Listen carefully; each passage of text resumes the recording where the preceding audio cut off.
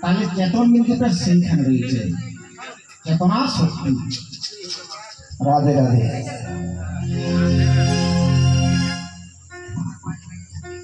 যারা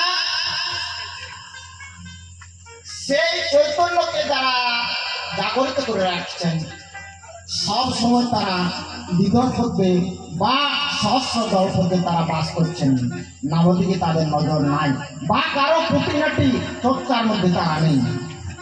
তারা একদম খাঁটি ঘিয়ের মধ্যে তাদের মধ্যে ভুলও নাই, আবার মায়ের দুধও নেই।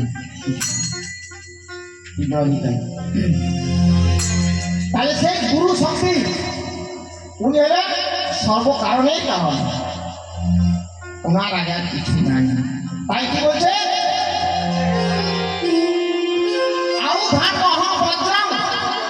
সমস্ত যাহা এই পৃথিবীতে অস্ত্র রয়েছে তার মধ্যে বজ্র হল সর্বশ্রেষ্ঠ।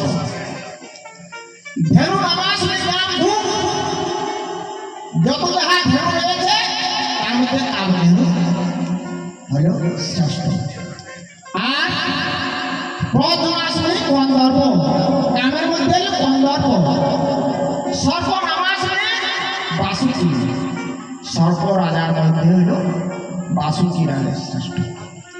অর্থাৎ ঈশ্বর বলতে চাইছেন আমি সর্ব কারণের কারণ, যত বলে আমি উৎস।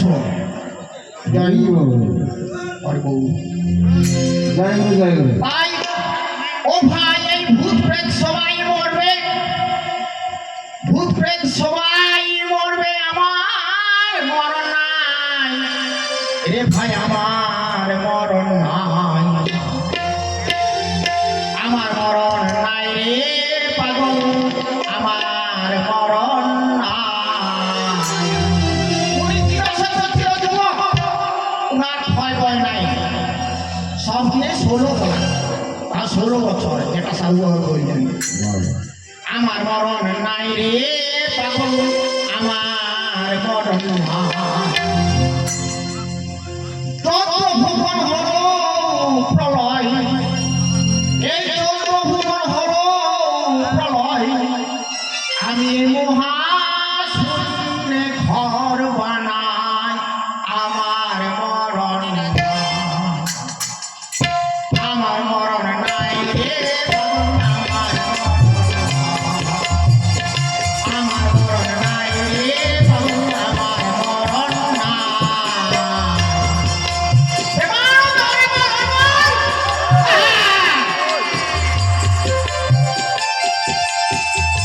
আমার কোথায় একটা লেখা, ওনার লেখা কি বলছেন শুনুন।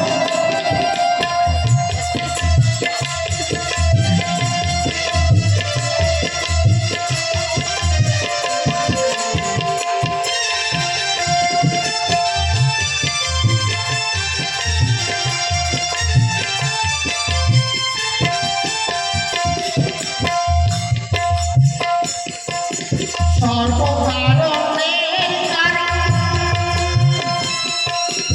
আমার নাই রে জনম মরণ, আমার নাই রে জনম মরণ।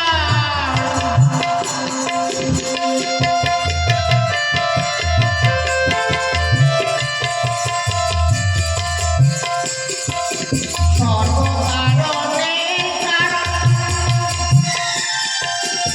আমার নাই রে জনম মরণ, আমার নাই